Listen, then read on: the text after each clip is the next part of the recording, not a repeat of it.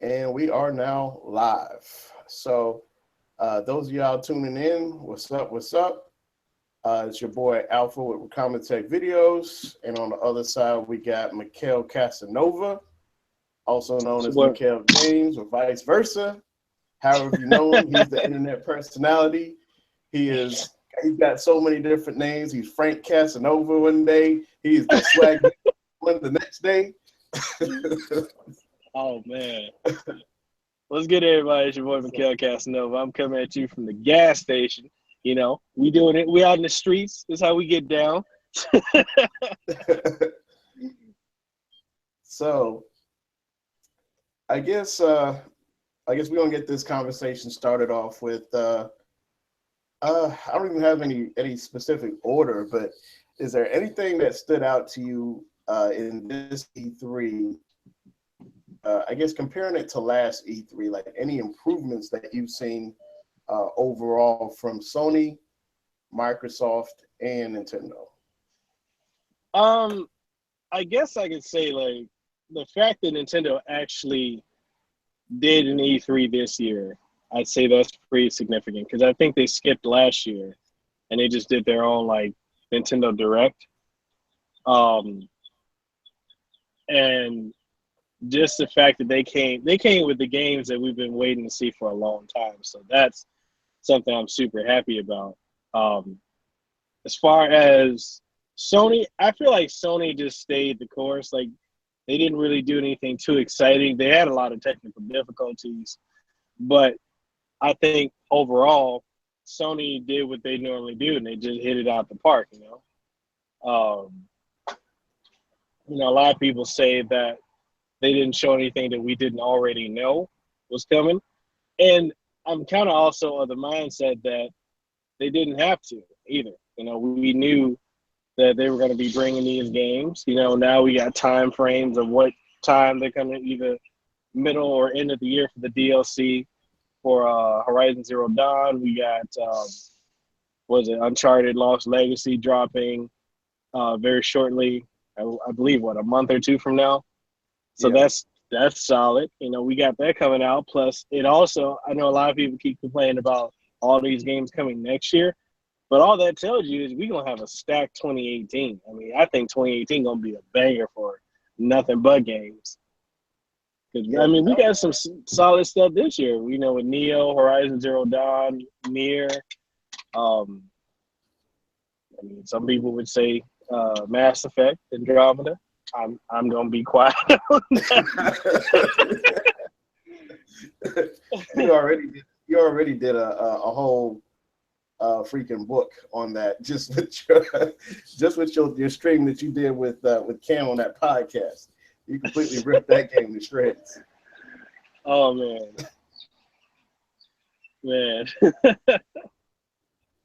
But yeah, I mean, just me being at E3, of course, there's some titles that they didn't really talk about, like Knack 2. I don't even know if that was in the actual official live stream, but PlayStation PS4 does have a Knack 2 platform game sequel to the Knack 1 that came out on PS3.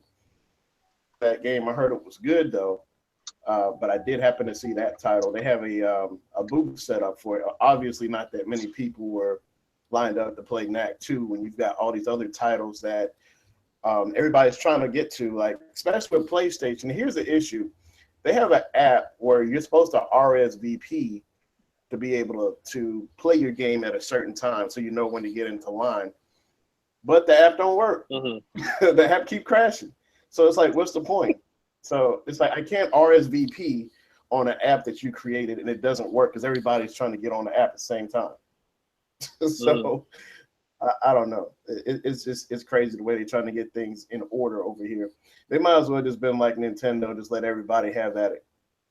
Because the Nintendo booth was crazy. I know you've seen some of the from Marco Polo. I know you've seen some of the action over there. I mean, the booth was crazy. Yeah, it was stacked. I had to wait like maybe 40, 50 minutes or so just to play Mario Odyssey. Which, I mean, it did give me this dope little visor, I could take back home with me. But there are some other games that you're gonna sit there and wait like hours, like maybe 6 hours or so. They had Call of Duty, Destiny 2. Destiny 2 was definitely shut down like after 1 hour. Like by the time, about 11 o'clock this morning, they had Destiny 2 like locked down. They had to shut it down because nobody else is going to be able to play. What? And it's kind of pointless for everybody else to stay online. That's crazy. So it is crazy out here in E3. Now, you didn't tell us about that Sonic Forces and that Super Mario Odyssey. Say it's the truth, right? Oh yeah, that Odyssey, man. That Odyssey is dope, man. I didn't want to put the controller down, but and I actually played the handheld mode because honestly, that was just the first line I stood in. I didn't realize what line I was in. I would have played the TV version, but it didn't matter. I got enough. I got like 10 minutes of footage on the TV version from the previous night before. So, but Mario Odyssey, it plays very similar to. Oh, your cam's in the building too. But it plays very similar to Mario 64, like as far as just having that wide open area. At least they had in the demo, they had 2 levels. They had New Donk City, which is what you saw in the trailer for Super Mario. Super Mario Odyssey, and then they also had another level. I think it was kind of like a desert kind of level. I didn't try that one. The desert level is one I actually recorded the night before. So I wanted to try out this New Donk City and see what this is all about. So basically it kind of starts off where you're in some part of the city and you have some kind of instructions to go meet the princess at the castle. And where's one thing that kind of caught me off as far as my Mario history. Yeah, what up, Tana? I see Tana in the chat, Cam's in the chat, Miguel, Albert, what's up, y'all? But you have like a mission or a task or so to meet the princess at the castle. And this ain't Princess Toadstool. This was like somebody named like Deanna or something like that. And then a woman who was at the host that was for the booth. I think that's Mario's ex-girlfriend. Yeah, I think he's either Diana or Pauline. It's the brunette, right? Yeah, that's what it was. It was Pauline. I didn't remember that. I mean, it's like far back in my Mario history. But yeah, it was Pauline. So I had to check with you to verify if that was correct. Hey, like who would say it was Daisy? So because you know what I'm saying. I know you got Daisy, Princess Toadstool, and then had who's the other chick she being like the other chick that's like a yellow. What's her name? Oh, Daisy. I got Easy in the building. Oh snap! What's good, everyone? This live stream getting live up in here. I think that's Daisy's the one who wears a yellow dress. Yeah, I think that's Daisy. And then is that Daisy? I don't know. Either way, that's Mario. So basically, that's the part of the demo where you go to. They give you an assignment to go meet up with her, and then she has you go all over the city trying to find 4 musicians. And I only found like 1 at the time frame that I had because I was trying to get into everything else. They even have like a scooter that you could jump on, and you can drive the scooter throughout the city. And like when you jump, the scooter jumps with you, so you can kind of platform with that scooter. So that's kind of tight. That's dope. But yeah, I'm waiting for that Mario. That Mario is going to be copped October 22nd when it drops. Not 27th when it drops. So you think that's going to be a guaranteed system seller? Oh yeah, that's going to be a guarantee. That's like the next Zelda right now. As a matter of fact, after playing it, I know that's the game that I'm going to be on when it does drop. So I mean, I'm ready for that. Of course, they have lines for Splatoon. They had lines for ARMS, but I wasn't gonna play. I had enough time to play ARMS before coming over here. They gave us 6 days. I wasn't gonna stand in line for hours when I needed to cover other games and check out other things. On Sony, I really wanted to play that Detroit Become Human. Yeah, it looks that sick. Joint was. I'm saying it looks so dope and once again, I can't RSVP. I don't know how them people are getting in line or whatever. I'm gonna try to see if I can find out a way to definitely get that tomorrow. Don't get me wrong.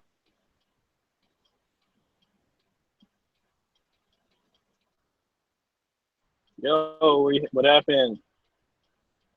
Did the stream freeze? Because I really want to get hands-on with that and see what's going on with that. Destiny 2, I doubt I'll probably be able to get hands-on. If they close that joint down today, and they closed it down yesterday. And by the way, little known fact, Ed Boon actually came out yesterday. You know that the other, I'm not going to put anybody on blast. I was going to say somebody didn't know who Ed Boon was. But Ed Boon actually, he came, they had like a little Warner Brothers interactive, Warner Brothers games, little, I guess you would. Ed Boon, another round. Yeah, so yeah, they had some kind of info session where he basically did some talking. I didn't stick around for the whole thing because I was trying to move. You know what I'm saying? But I did see him pull up. They introduced Ed Boon, and it was live, I think. So you might have caught that.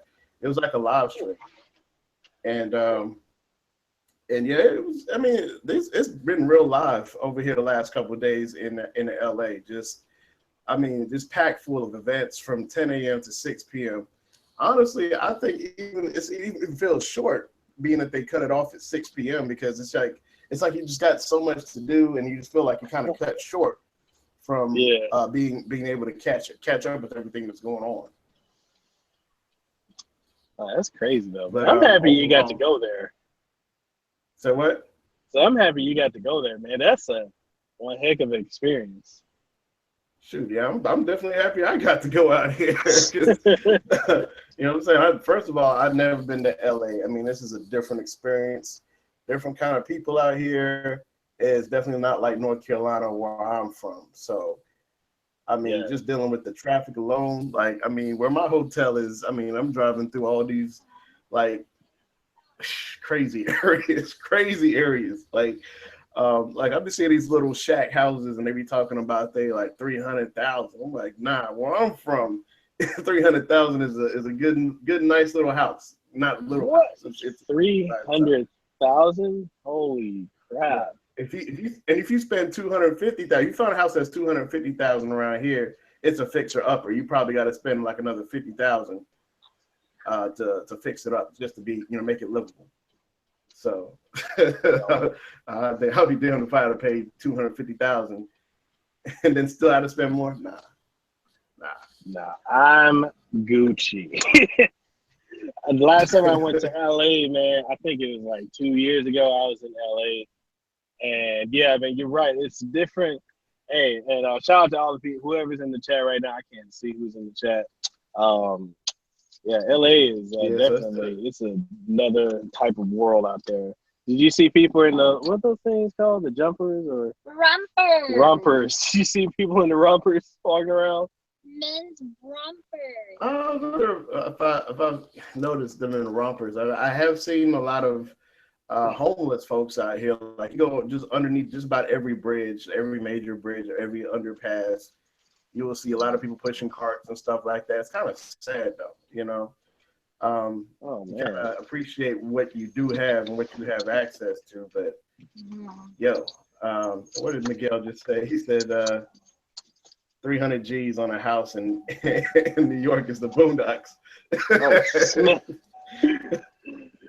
Yo, I will say this, though. Like, how do you feel about the Nintendo announcing Metroid 4 or Metroid Prime 4 and then the 3DS Metroid remake? Because I'm here, like, I've seen a lot of YouTubers or gaming YouTubers complain about just seeing like the title screen, and I kind of feel like that's sorry about the noise.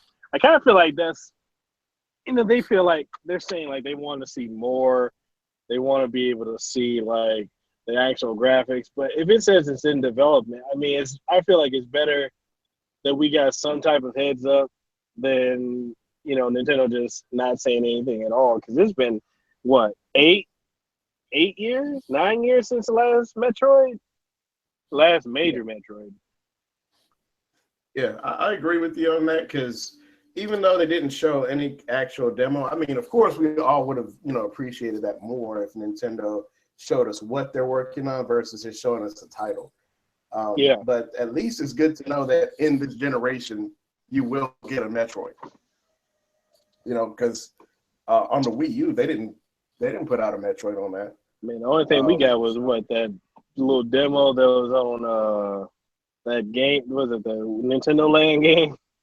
That was the only Metroid we got. And so my homeboy over here, Tech for Networkers, he says Nintendo needs to make a remake of Mega Man.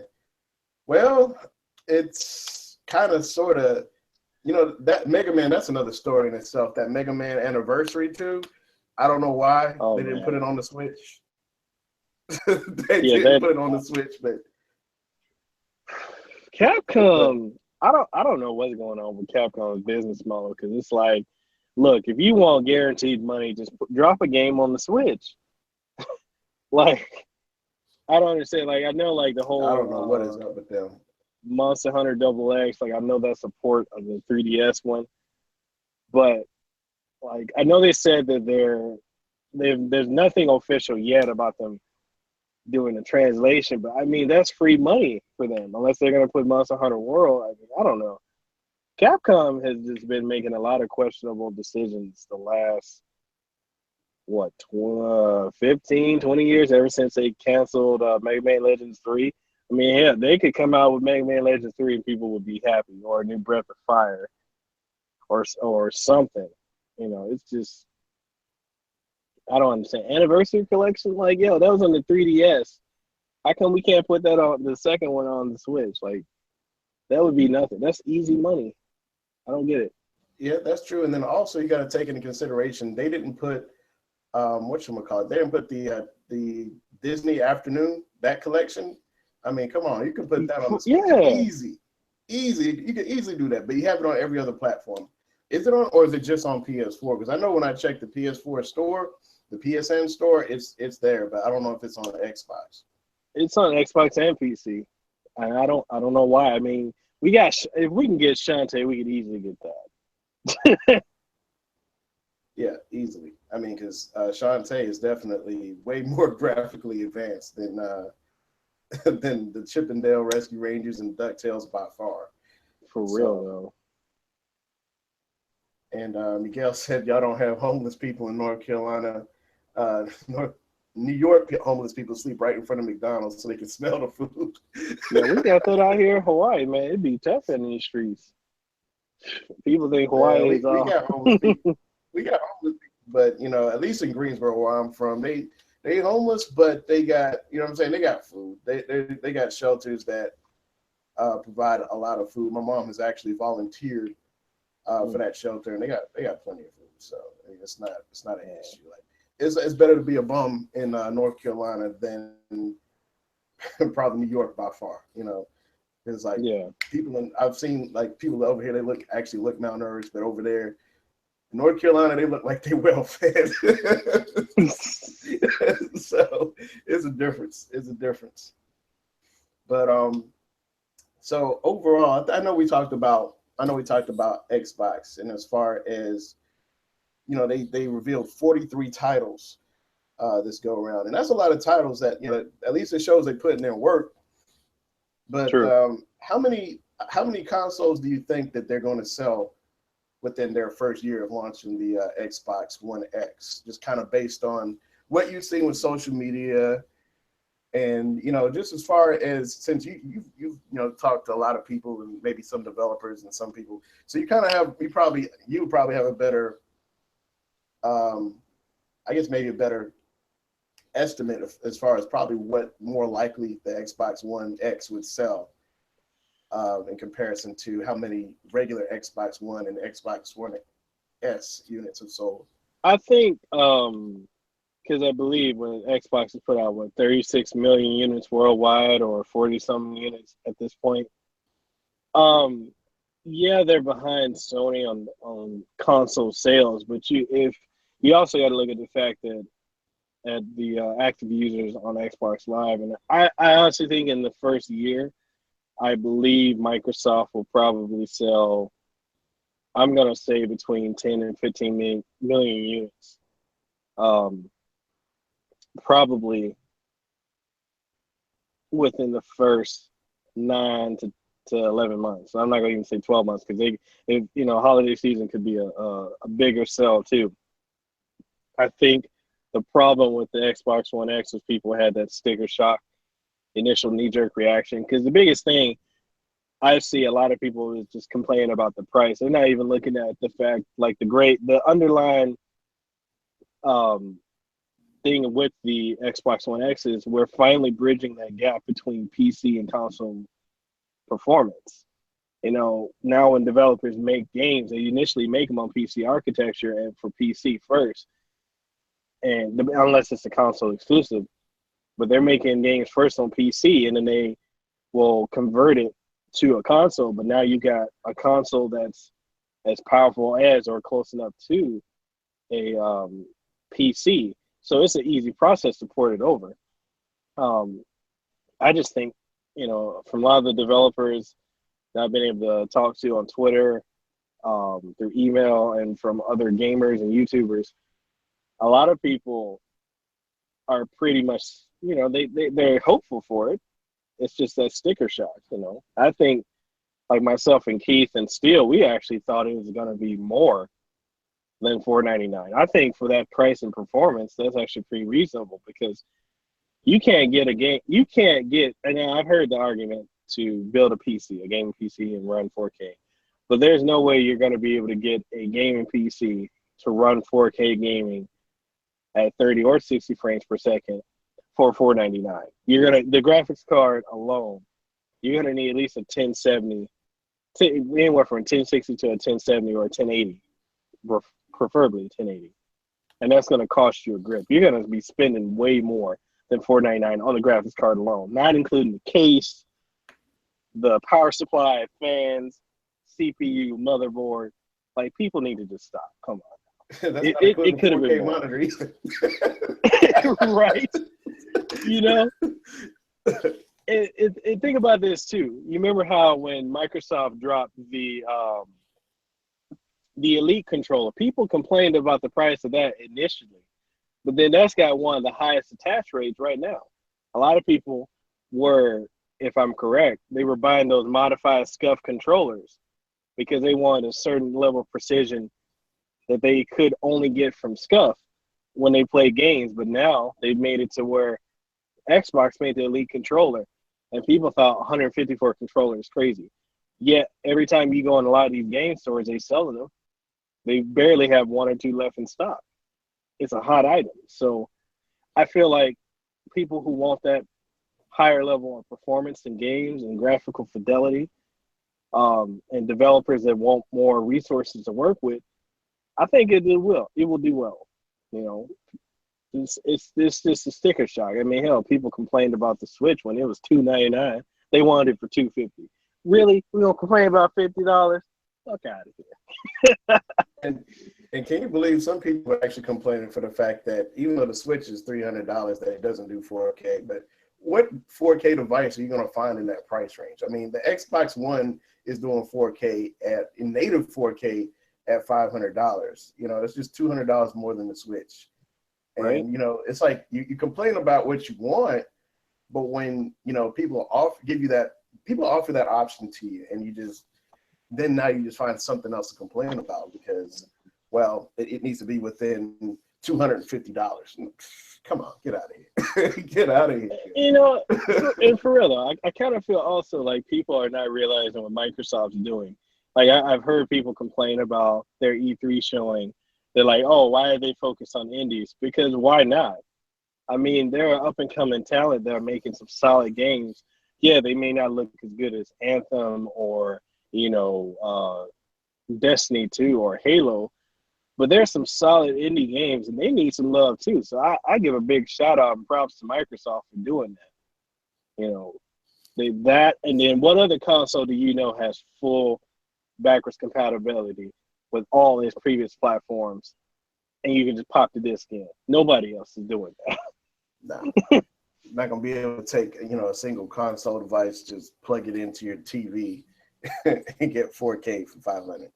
Even though I understand, from the PC gaming standpoint, they already have a PC, and for them it's just switching out the card. But if you're at zero, you don't have anything, then you kind of have to understand if you've been a console gamer this entire time and you have not switched over to becoming a PC gamer, then what I'm saying, $500 not a bad look. But that's true. In the circumstance, in just to play devil's advocate here, there weren't that really many titles that looked like they were just solid bangers. Like I would spend $500 because I need to get that on day one. True. Even though, like you said, Anthem looks good, but Anthem is also a multiplayer. It's a multi-platform game. So, it's going to be on other consoles, but however, it's going to look the best on Xbox One X. Yeah. What's your thoughts on that Sea of Thieves? I think it's a great concept. I just think that was not something that really was shown very well. You're talking about what? COD, Call of Duty. Sea of Thieves. Oh, Sea of Thieves. Yeah. Sea of Thieves. Like when I saw it last year, it kind of intrigued me a little bit because it seemed like it was a little bit different gameplay. It shows that Microsoft was clearly thinking outside the box. Not necessarily Microsoft. Was that a Microsoft game or was that a different developer, different IP? No, that's Microsoft. Oh, you got your boy Dwan in the building, D-Light. Oh, what's good? Man, we got a lot of people up in this live stream. Yeah, what up, Sean? Also, I just saw him pop in here. But yeah, as far as Sea of Thieves, man, that game, it's like I think maybe they tried to go too far in depth with Sea of Thieves. Like they spent a lot of time with that game at E3. When I think, even though, I think they really wanted to give all these IPs exposure, I think they probably could have just done a quick montage of different games, kind of put them all together in a short little clip toward the end, and then had the big major bangers in the beginning. You had your Forza and your Anthem, and then anything else that they wanted to kind of throw in there, and then just have a montage of the Sea of Thieves. And honestly, now that you bring up Sea of Thieves, what do you think about that game called Skull and Bones? Like that's another kind of pirate-based game. I think it looks a whole lot better. Yeah, it does seem to intrigue me more. Just seeing that the concept is not necessarily land battle, going to trying to find treasure. It's more action-oriented. It's like, okay, we're at sea, we're doing battle with these other ships, and then there's also other ships that once they're bounty hunters and they come after you've got so much gold. So it seems like it's involved enough to keep my attention, but then again, it could just be another. It could be another For Honor for Poli-Techs. It could be that game that you play for a little bit and then you're just done with it, because it's just you never even got to play it. I'm not saying I don't like it, but I'm saying I was intrigued by it. But I'm just trying to see future value and stuff. Like with Nintendo, for example, with ARMS, like I'm all about like that, the fun factor, and it does appeal to me. But however, it's like if we don't if there's not enough people for me to play it with that have it, they're going to be dedicated to playing it. It's just going to collect dust, to be honest with you. That's probably the reason why I'm not getting ARMS day one. ARMS is going to be out, Friday? You know what I'm saying, when I'm leaving here.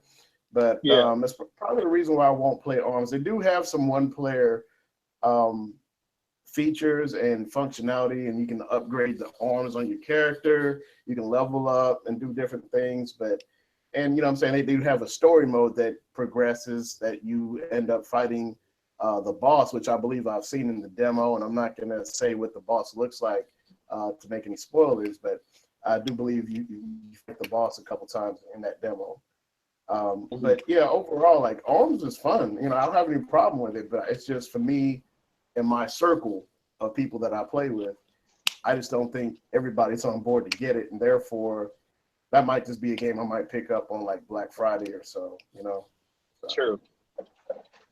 I think because I actually traded my copy of Just Dance 2017 towards Yo, the minute Ubisoft is like, yo, we got Just Dance 2018, I'm like, yo, I'm done.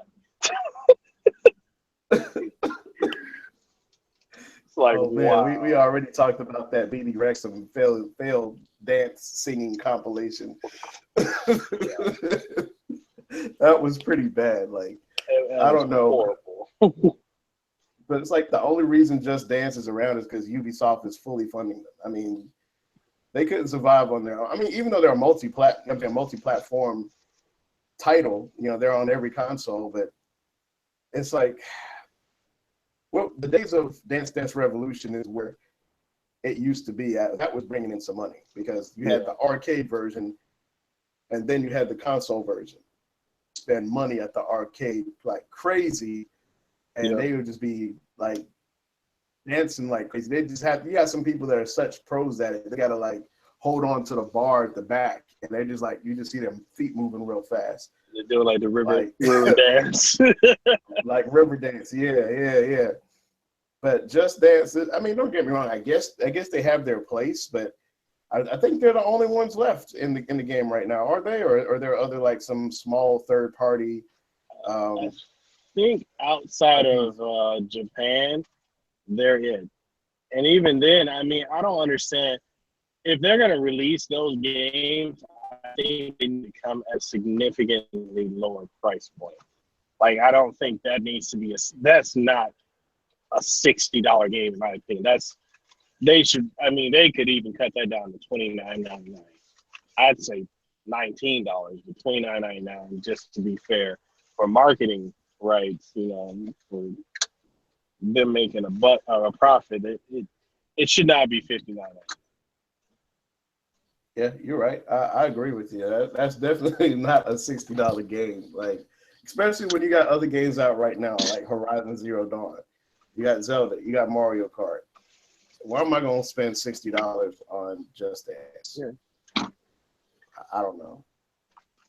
That's yeah. If I didn't have that Gamers Club unlocked, I would. You know what? I don't even want to talk about this right now. Oh, that's right. And you just did get that Gamers Club thing this year too. Yep. Man. So. Well, I guess not to be pro Best Buy or anything, but they did come through for me like before this trip because Amazon let me down. I had ordered something like Sunday a week in advance. I had ordered some camera batteries and an SD card and some other stuff. And that stuff, honestly, I think it was supposed to be delivered today. I got a message a couple of days ago saying a package is going to be delivered today. I'm like, how you going to deliver a package today? I'm going to be gone. And I ordered this stuff like a week ago, more than a week ago. Like, nah. So what I did was day before, you know what I'm saying, I had a few last errands I had to run before leaving and catching my flight. So I went to Best Buy Mobile in the mall, and I showed them the price on Amazon. I said, y'all do price matching? Yeah. Okay, y'all got SD cards? Yeah. So I showed them the price, and they went ahead and matched it. And I was checked out and got out of there. So I got myself a 128 gig micro SD card for $44. So, but as opposed to their $60 price. I think Best Buy is good for a lot of people, especially when you're gonna buy video games. I mean, their Gamers Club Unlocked is pretty much unrivaled. I think just my one experience of my experience at that one Best Buy. I'm not gonna say all Best Buys are bad, but people y'all watching, I had a really bad experience. I'm boycotting a certain Best Buy. I would never shop there ever in my life. But anyway, back to like the games. What did you think of Sony? Sony's reveal of most of the games coming next year. Like, I know I said my part, but what's your thoughts on that? You know what? Yeah, that's the one subject we haven't talked about yet at Sony, because we hit on a little bit of Nintendo and we hit on Microsoft. With Sony, honestly, I was impressed with Sony's presentation. When I first looked at it, because this is when I first got off the plane and I came here and I was a little jet lagged, so I watched through the whole presentation and I kind of snoozed through some parts but I got the general idea. I got the general idea, and then after I got back from E3, I started watching some snippets of individual trailers, and I don't know. After watching those individual trailers, I was able to kind of understand a little bit more. But Sony honestly did pretty good. I think it's pretty, for me, it was pretty close with Nintendo and Sony as far as their presentation. Nintendo, don't get me wrong, they had only like a 25-minute segment, but they came out with solid titles.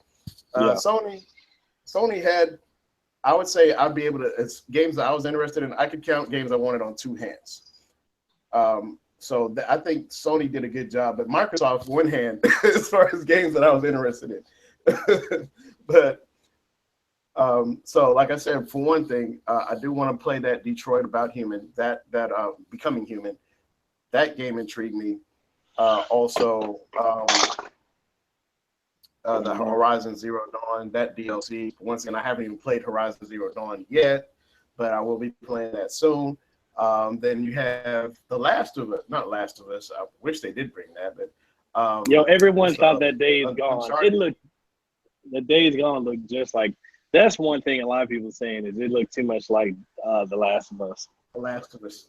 I guess we probably have to see more gameplay because the version that I saw last year did not look like it didn't look like Last of Us at all. Like the demo they showed us, those hordes of zombies, like just running through the field, and they're like running up this barn and going up the stairs, and like dude is trying to like run through the stairs and try to escape. That did not look like Last of Us. You know, this is a completely different trailer. This is, I guess, more of the gameplay. I can understand because now we're seeing more, and as they're showing us more about this, it does kind of the gameplay, like the action, like the actual fight scenes, like you're going to be able to grab somebody and slam somebody against the wall and stuff like that. That does kind of remind you of Last of Us, but I guess we kind of have to see how it goes. True. But ultimately, it's not going to be a bad game. It's just that once again, Last of Us set the bar, and if somebody does something else, all of a sudden you're just like, oh, they biting their style, But it all together, as long as it's a different story, into it. But I am looking forward to seeing Days Gone because I mean, you just look at the difference as far as the processing power it would take to run this game. Like all those hordes of zombies in one place, nah. This is different from Last of Us on freaking PS3. Last of Us is all about I think the concept is a little bit different. When I play Last of Us, you have different categories of zombies. You have most of them are walking real slow. And you have to the clickers, the clickers are real slow. But you got the runners. The runners are real bad. Those ones you want to get away from. And then they have like one other type.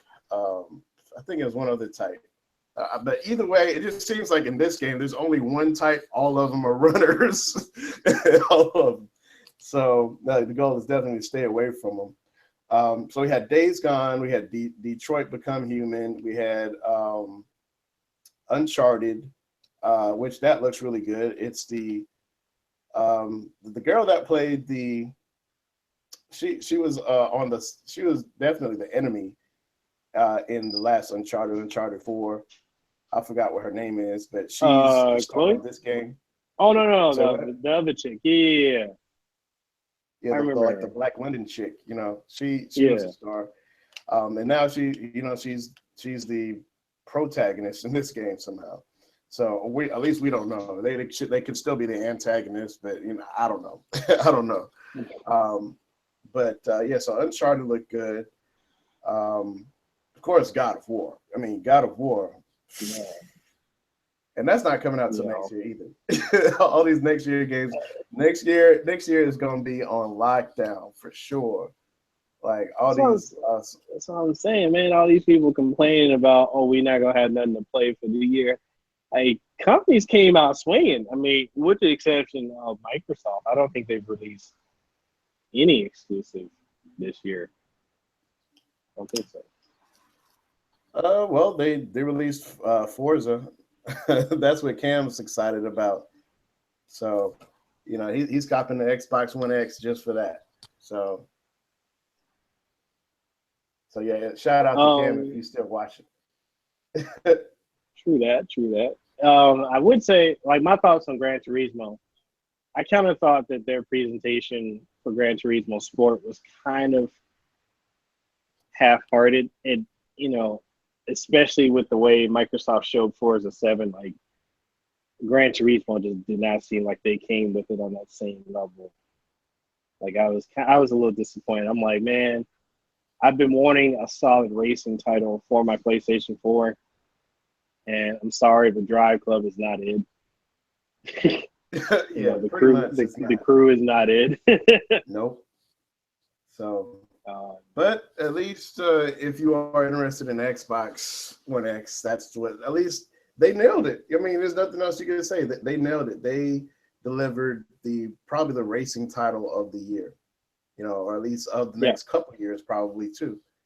So, and speaking of games of the year, I think that Mario Odyssey is probably going to be the platforming game of the year. Without a doubt. Just by playing what I played today, it is going to be like the platforming game of the year. Like nothing else is touching it. Those little platform games they had in the Xbox, that Tails, Lucky Tails. I looked at that thing today. I'm like, nah. That what was it called? Lucky Tail of the Lucky, whatever it is. It's a ripoff of Tails. It's not Tails from Sonic. It's some other character but it's obviously obviously inspired from Tails because it's the same fox with one tail, not two. Come on, come on now.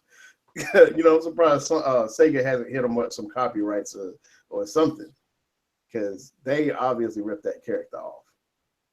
So yeah, I mean, don't get me wrong. I mean, the game looked decent, but it's no competitor to like something like what's coming up with Mario, the Yoshi that's coming out on Nintendo, that co-op Yoshi that they got. That thing looks like it's gonna be legit. Official. I had to look at that twice because once again, once I saw the trailer this morning, I was getting in a rush. Not this morning. Was it this morning? Or was it yesterday morning? Yesterday morning.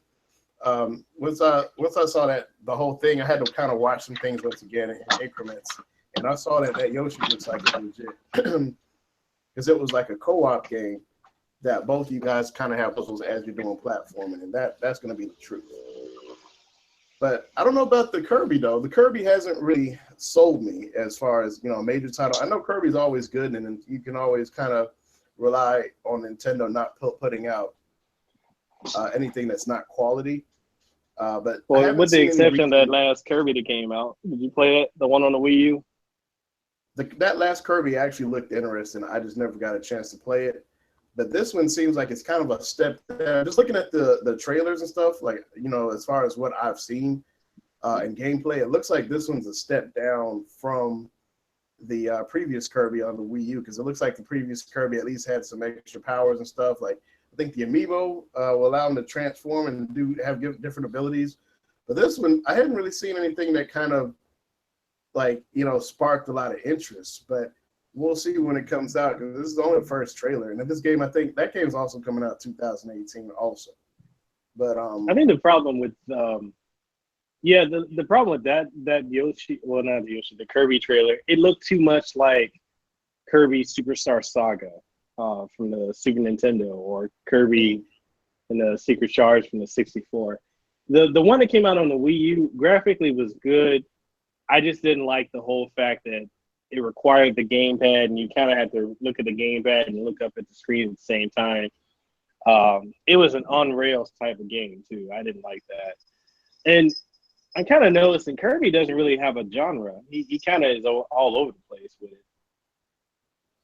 Yeah, that's true. Like, Kirby is kind of, sometimes it's platforming, sometimes he's in something else. But yeah, I mean, I'm looking forward to seeing what the outcome is when the game does drop. Seeing that it's on the Switch, they're probably going to have some kind of special feature for it. But I guess we're just going to have to wait and see. But yeah, like you said with the Wii U, that was like the issue with, I guess, the main issue with Star Fox. And I have Star Fox in my collection, and I haven't played it yet. I guess just because I kind of have that nuance about having to play with the screen, looking up. And I told her, I was, from all the reviews that I read or watched on YouTube, they were just basically saying that it takes some getting used to because you've got certain things you need to look at the screen for, and certain things that you can see on the TV. But supposedly you're supposed to be able to see more from the Wii U gamepad because it has that cockpit view, and then on TV it's showing you that third-person perspective view that you're used to seeing on other Star Fox games. So I guess that's one of the reasons I'm hesitant on playing. It's just because I'm like, okay, it's gonna take some getting used to. And then on top of that, I heard the game's like really short. Like, I mean, like a few hours, couple hours. The crazy thing is that's like the second remake of It's just a Star Fox 64 remake. That was in that case. I heard that too, and I was just like, because you got the same levels, Corneria, and I was like, okay. In that case, I kind of feel like going and playing the 64. At least I got battle mode in that thing too. So the only way you can do multiplayer with this thing is you can kind of share, which that probably would make it a little bit different. Like one person shoots and the other person steers. It kind of would, give you a different perspective on the game. But, I kind of miss that battle mode. They need to bring that back too. I wouldn't be against them bringing that game, like if they do a deluxe edition and get rid of those forced gyroscope controls. If they just gave traditional Star Fox controls, I wouldn't be against. Like, I'm not against Nintendo re-releasing games that were on the Wii U. And I know there's a big argument against that. A lot of people are like, oh, I'd feel some kind of way if I had to buy it again. The thing is, no one's making these people buy it. And the Wii U only had a 13 million install base over the course of 4 years it was out. Yeah. So I'm not against them bringing it back. I mean, Mario Kart was a given. People were all over that game. Zelda was a port. I've heard some people say Splatoon. There was a dude that said Splatoon 2 is a port for the Wii U game. I'm like, what? There was a guy I was in line. Actually, the guy that I took the picture of with did I send it to you or did I send that to Hoyt? I think I sent it to you. The guy I sent a picture with the hat on first before I got it. That guy. He was like, I don't want to say he was skeptical about Splatoon 2, but he was basically overall just saying that it was just like Splatoon 1 and it's the same game basically. And that can be said about any Call of Duty. That's the reason why he said he wasn't going to stand in line to play Splatoon 2 is because it's just like Splatoon 1 with maybe a couple new weapons. But I don't know. I don't, like I said, I haven't played Splatoon 1 to really compare it to 2, but from what I've played with Splatoon 2 and those demos, the test fire demos, it's been fun to me. So I'm definitely copping that regardless. Because, I mean, they have more one-player involvement. So even if you don't have a crew to run with, you still have fun. And we also got a comment from Smokey. What up, Smokey? You said Shenmue 3, and he got a sad face. Yeah, obviously, they didn't say nothing about Shenmue 3. Yeah. That thing's been in development for at least 2 years now. And I honestly wanted to see more input on how far they've come with Shenmue 3. But instead, they have Yakuza 6 after they just dropped Yakuza 0 this year. That's what Sega's working on. This is what I don't understand because maybe you play. I think the only Yakuza games I play is like 1 and 3. I have 4 and 5 on the PlayStation 3. But here's my thing with like Yakuza versus Shenmue. I'm like they play similar, and I don't understand why Sega can't just fund another Shenmue game. Why we had to do a Kickstarter first, and they begging out all these Yakuza games. Like I don't understand that. Yeah, I don't understand that either because as well funded as Sega is, like I mean, not hardware funded because they're obviously anytime they drop the console. Well, if they try to drop a console, it would probably cause the company to tank. But software wise, they're solid enough to. They are, as software-wise, they are solid enough to drop games and not have to fund it. Why would they have to fund Shenmue when Yakuza, like you said, it plays just like Shenmue? I mean, it's basically like Shenmue. It basically is Shenmue. As a matter of fact, when I had got tired of Xbox, my Xbox 360 crashing on me years ago when I switched over to PS3, and I remember I went to GameStop and I was talking about some retro games and stuff, and that's when the guy had put me on Yakuza because I had talked about Shenmue. He was like, "Have you ever played Yakuza?" And I had nah. I said, "No, I ain't played Yakuza yet." And I think at the time it was Yakuza 3 that was the current game. And so I played through Yakuza 3. I beat it. I enjoyed it. And then I went on to Yakuza 4. Loved that game too. And then I think Yakuza, I don't know what happened after that, because I don't know how they got to Yakuza 0 and then they got Yakuza 6 coming in 2018. So Yakuza 0 is supposed to be like the prequel to everything or whatever, but supposedly there were some issues where I guess it's some downsides to that game where the graphics weren't up to par for this generation. I mean, it's still good enough. But it looked kind of very reminiscent of PS3 type level graphics versus PS4. But when I played Yakuza 6 today, Yakuza 6 looks like a next gen game. So they went ahead and eliminated any doubt with that. So if they're able to do that, though, you're spending all this time putting out. You're going to put out 2 Yakuza games in 2 years, but you cannot put one Shenmue game out in the last 2 years. You can't at least show us what you're working on. So I hope, I hope it really looks phenomenally better than Yakuza 6. I mean, when they put out Shenmue, it's got the.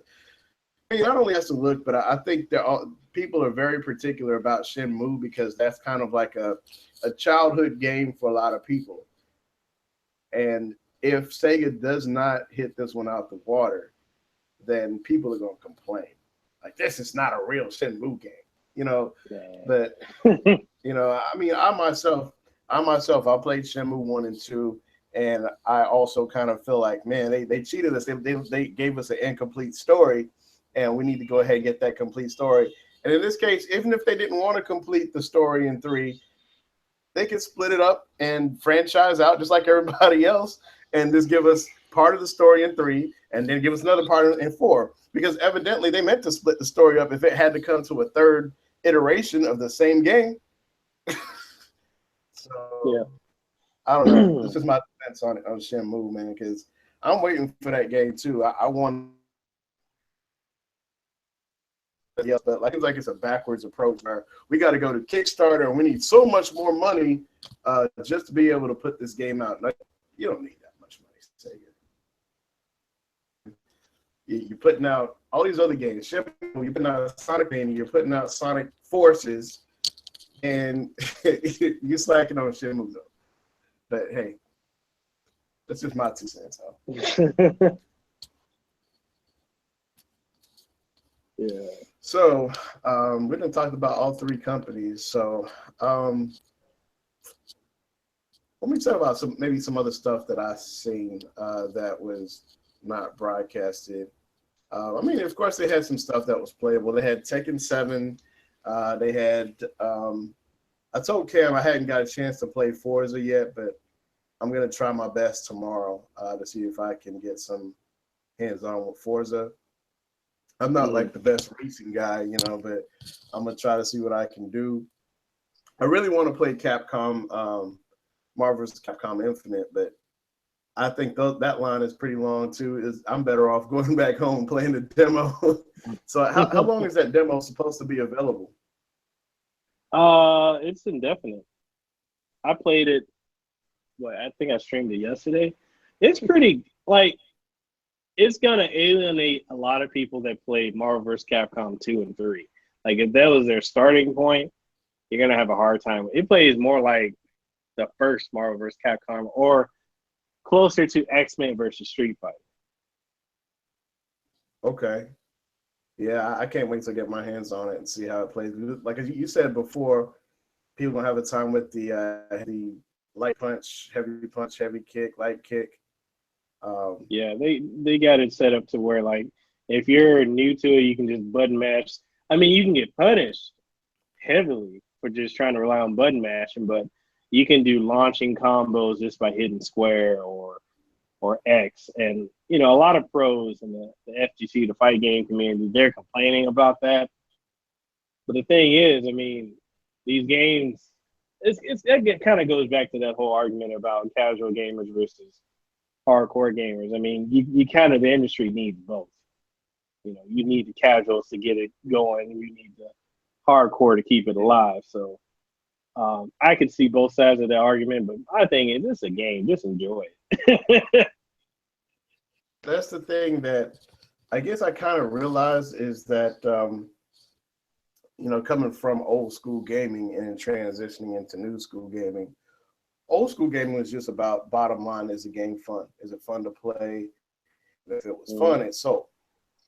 It's all about competition. And, you know, if you're skilled, everybody wants to, you know, get their rank up, obviously.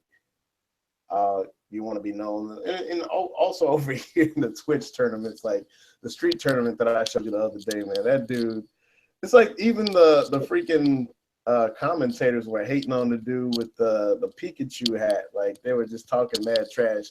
Oh, boo, get off the stage. And like, dude, it's just a game. Why, you know what I'm saying? In front of the whole crowd, people on the street, and you're a commentator, at least keep it professional, you know. And you gotta boo the guy. For whatever reason, they didn't like the guy. They didn't like him. But you know, gaming has changed from just being about fun to like it's just so competitive to the point where people are enemies, you know, and that's why all these DDoS attacks come from all the time, and because people are sore losers, you know. Yeah, it's and you know that's one thing I'm gonna say. Like Nintendo has always tried to do is keep it fun.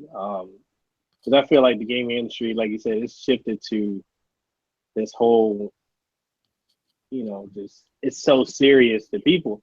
People's feelings be all up in it too. I mean, they lose their. Was it me and Player Essence? We were on Twitter. Was it a week ago or so? And the dude was just like going. Well, no, it was a couple of weeks ago. Dude was so angry about the price of Ultra Street Fighter 2, and we're like, dude, just calm down. It's not that serious.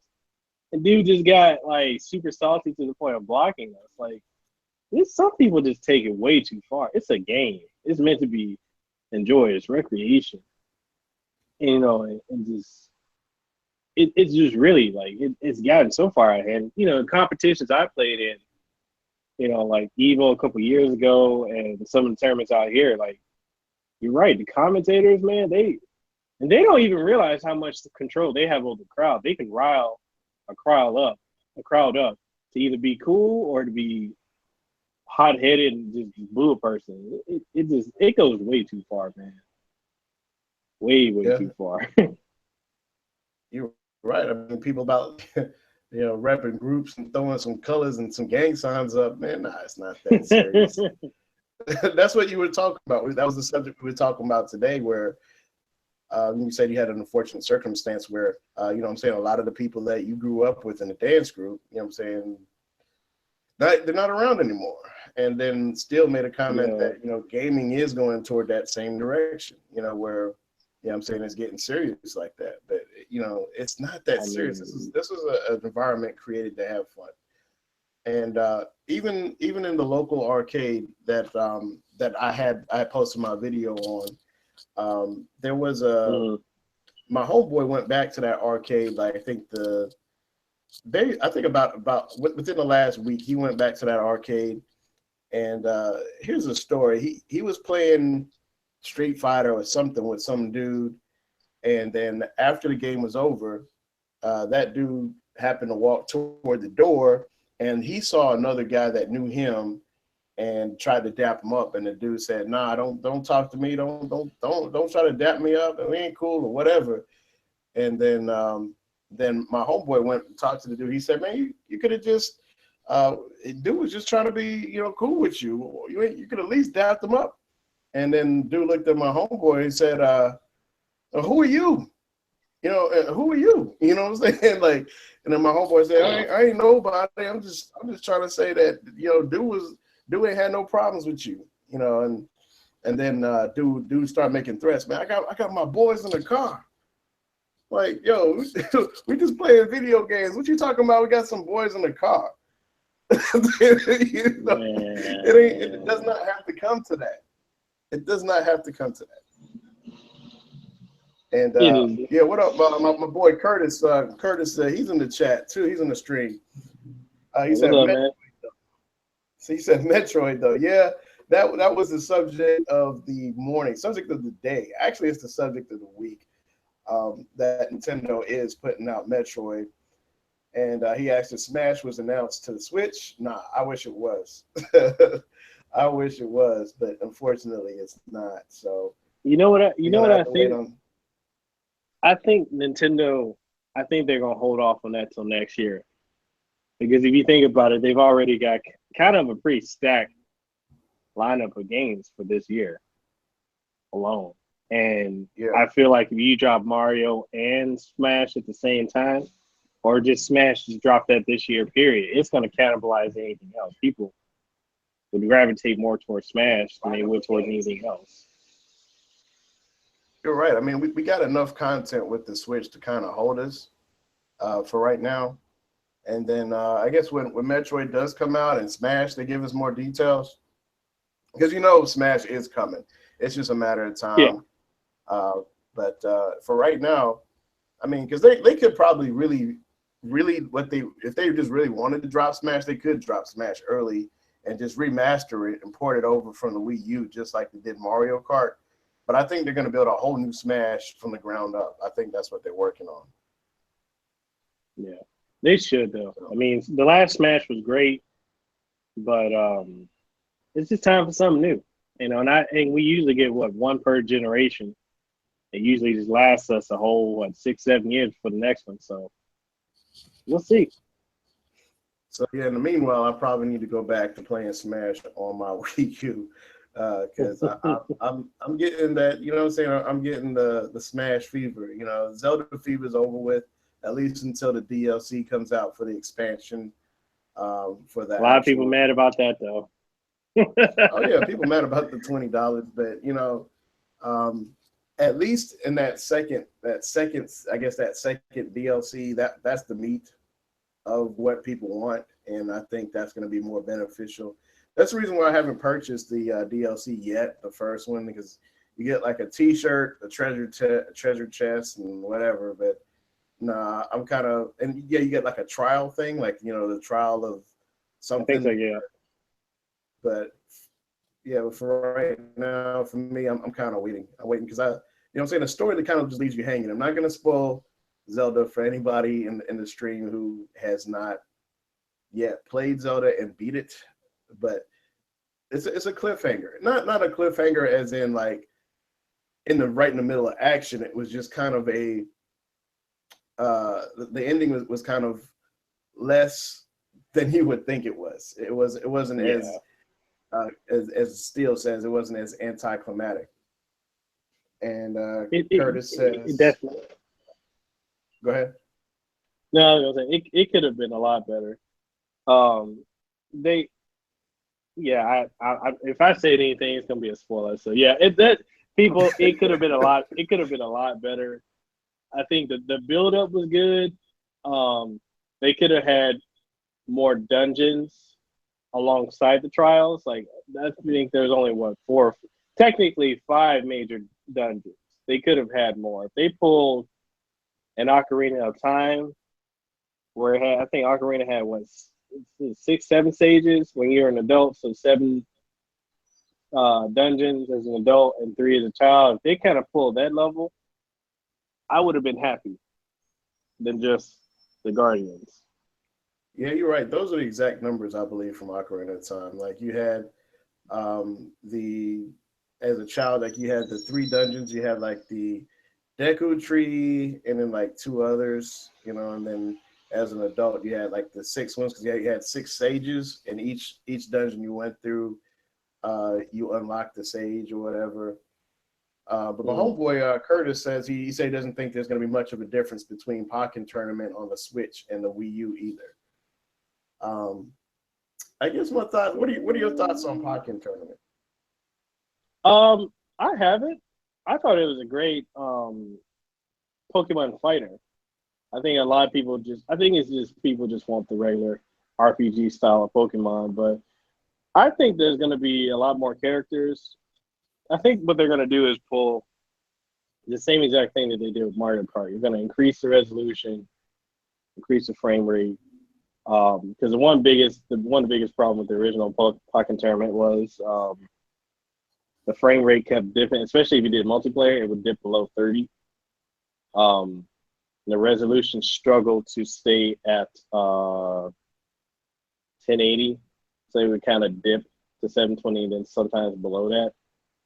I think they're going to just fully master it the way they should have. I think, if anything, I kind of feel like, because it came out last year, I believe, I really feel like they rushed that to market just because they needed something for the Wii U. Yeah, it's very possible they could have rushed that. Yeah. Go ahead. No, I was gonna say it's the same thing with like the Star Fox. They kind of just rushed that, like, and I think too, going back to what you said, like a lot of people said, like, I think was it that one video gamer? He did his video. He said you just need to get past that learning curve and then you're straight. And a lot of people just took back. That's something with the gaming industry, and I think a lot of other industries too. People will just take someone's review and then never play something and just write it off. And that's unfortunate. There's a lot of great games out there people just ain't played. Capcom, where's our Power Stone 3 at? Exactly. That's what I'm waiting on, is another Power Stone game. Or even if they remastered it and ported it over to Switch or PS4. I mean, don't get me wrong. I just copped that on the PS Vita. Since it went on sale for like $3, that's a win-win. I mean, you're not losing in that situation. So, yeah, I went ahead and got that download, and I should have honestly brought my PS Vita, but I just didn't know when I would get time to really play it. Just because I'm just so busy trying to do other things. Like even after this stream, I'm going to start editing my HTC U11 impressions video. So, for those sticking around, I might have that up and running tomorrow. That video should be live. But yeah, I just, you know what I'm saying? You're on vacation, but you're still working. You're still working. I mean, you know how that is. You've been off work for like the last month. You've been working. Been off work for like 3.5 months and still working, man. It's like, when's your vacation? I ain't had one yet.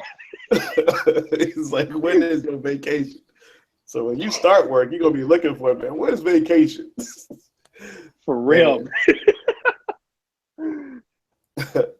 So what do you think about? What are your thoughts on that game called A Way Out? That local co-op game that EA debuted on Saturday, and basically it's about the two guys that are trying to break out of prison. I mean, basically, it's a prison break video game without saying that it is. It's a prison break video game. And so I think the actual graphical fidelity is not the best. But what intrigues me is, as I mentioned before, the game Army of Two kind of rings a bell when I watch that gameplay, as far as how everything is conducted. Like, one player is doing one thing, he's handling business somewhere else, and the other player is trying to do something else in a different direction. And they both have a common goal, and then you just have different ways of achieving that goal. And the creativity behind it, because it puts the control back to the player as far as how you want to do something. And that's what really intrigued me about that game. What are your thoughts on A Way Out? I think that's going to be a very fun two-player co-op game. I think we haven't experienced a lot of games that force cooperation like that, with the exception of Snipper Clips. You're right. That we haven't had a lot of two-player co-op games where you got to work together to get to end goal. And I can understand like the graphics being lower, because doing that split screen, that's resource heavy right there to maintain a solid frame rate and graphics. And I can understand, like, I look forward to it. I think people who ain't got friends gonna have a hard time with it. But it does have the online play too, right? Like, you can do online co-op. So that should be solid. I mean, especially with the story, it seems like it's got a solid narrative. So I'm definitely looking forward to that. Yeah, I think you can do snipper clips online. I'm not quite sure. I mean, it's been, I only had the demo to that. I haven't really purchased a full copy yet. But I believe you can do snipper clips online if you don't have anybody locally to play with, because that's kind of the point of the game, is to do co-op with somebody to get through the obstacles. So,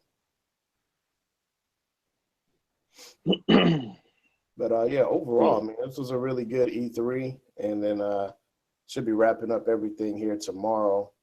And he says, yeah. Actually, my boy Curtis, he said also, do we see the ads for South Park, Fractured But Whole? I did see a new South Park game on display. I didn't get a chance, once again, I didn't get a chance to play it. There's so much stuff out there. So much, there's 2 buildings worth of content. Yeah. And today I spent the whole day in the Nintendo and Sony building. I didn't even go to the Microsoft one, and it's been crazy. Tomorrow, probably I want to go back to the Microsoft one tomorrow, because I mean, it's not only the Microsoft there; they have other third-party vendors. I haven't quite seen the whatchamacallit, the Poly Retro console yet anywhere, and I keep asking around, and some people don't even know what it is. And I'm just kind of almost under the assumption that they're probably not there this year. And then Curtis also said, who do you think stole E3 this year? That's the question of the day. Whether it was Sony, Microsoft, or Nintendo. I don't want to make a decision on that. But who do you think won? Because I'm right there with you. I don't want to make a decision on that either. Because ultimately, I think we as the fans, we the ones that stole the show, because we got a lot of great content that's coming, from everybody. I think it was cool that we got to see a new system.